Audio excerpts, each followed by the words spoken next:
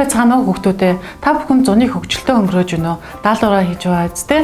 Намайг гэрэл чимэг гэдэг нийгмийн ажилтан. Хүүхдүүд та бүхэн захин хэрэглээний талаар ярилцахаар хөрхөн ишгэнтэй хамт ирлээ. Сайн уу Ишгэ? Сайн явж ирв үү? Сайн уу? Сайн уу хүүхдүүдээ? Ингээд Ишгэ чи COVID-19 буюу цар тахлын талаар хэр мэдэх вэ? Мэдэн. Тэр чинь их аюултай өвчин штэ. Энэ цар тахлаас урьдчилан сэргийл ямар аргууд мэддэг вэ? Чи бяцхан найзуудтай хуваалцаач. За тэгье. Амны халтаа тогтмол зүүх. Гараа сайтар сандаж угаах, гар хариуцагч мөн тогтмол хэрэглэх.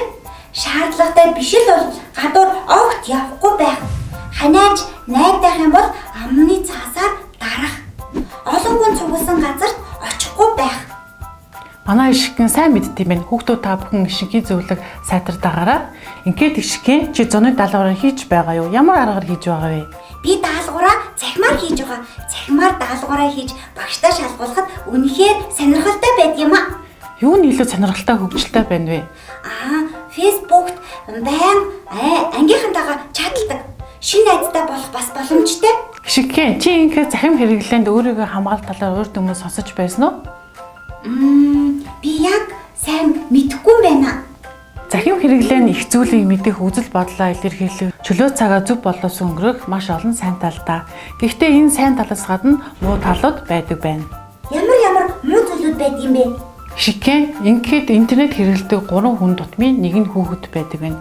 Хэдийгээр хүүхдүүд үзэл бодлоо хичээлээ захим орчинд хийдэг ч гэсэн доромжлолт өртөх, зохисгүй мэдээлэл үзэх, аливаа дарамт хүчирхийллийн золиос болох зэрэг олон эрсдэл байгааг судлаачид ярьсаар байна.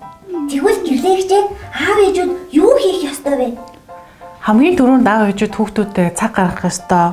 Гэрийн компьютертэй вирусын болон хамгаалтын програм суулгах, хүүхдээ захим орчинд хэрхэн цагаа өнгөрөөж байгааг сайн мэдэх ёстой Ишгэн. Тийм үү. Одоо сайн ойлголоо. Тэгвэл энэ эрсдлээс хамгаалах зөвлөмжийг үзэгч хүүхдүүдтэй хамтдаа өгөх үү? За тэгье Ишгэн, сайхан санаа байна. Хүүхдүүд та бүхэн бидний өгсөн зөвлөгөөг дагаж мөрдөөрөө. Нэгдүгээр, захим орчинд найзуудаа хүндлээрэй. Бусдыг гомдоож эвгүй байдал оруулахгүй тулд ямар нэгэн мэдээлэл сэтгэгдэл бичгийн өмнө дахин нэг заавал бодож үзээрэй. Хоёрдугаарт захим найзууд болон Facebook хуудсанд өөрийн хувийн мэдээлэл битгий хуваалцаарай. Овог нэр, гэрийн хаяг, нас, сургууль, анги, утасны дугаар зэрэг хувийн мэдээлэл хинч битгий өгөөрэй. Гуравдугаарт үл таних хүнтэй захим найз болохоос болгоомжлоорой. Танихгүй хүнтэй интернетээр юусоо танилцаж болохгүй шүү. Ингээд Ишгэн чи захин тоглоом тоглодгоо? Үгүй. Нэрээ юу? Нэрээ. Дөрөвдүгээрт удаан хугацаагаар захим орчинд байх тоглоом тоглох нь донтуулах аюултай юм. Ишгэн хин нэгэн чамайг захимаар айлгуул чи хинт хамгийн түрүүнд хандах вэ? Хариу огт бичгүйгээр шууд аав ээжтэй хэлнэ. Бас найздаа хэлж зөвлөлдөнө. Тийм Ишгэн, чиний зөв. Өөр бас хүмүүст хэлж болно. Шаардлагатай нөхцөлд тусламж гуйхад ичих зүйл үгүй гэдгийг санаарай. Чамд тусламж хийхтэй байгаагаа хэлэхгүй бол бусад хүмүүс чамайг аюулд орсон гэдгийг мэдэх боломжгүй шүү дээ. Хамгийн түрүүнд аав ээж нийгмийн ажилтнаа хэлэх хэрэгтэй. Мөн дараах хуснуудад хандаарай. Хүүхдийн тусламжийн утас 108. Гэр бүлийн хүчирхийллийн мэдээлэх утас 107.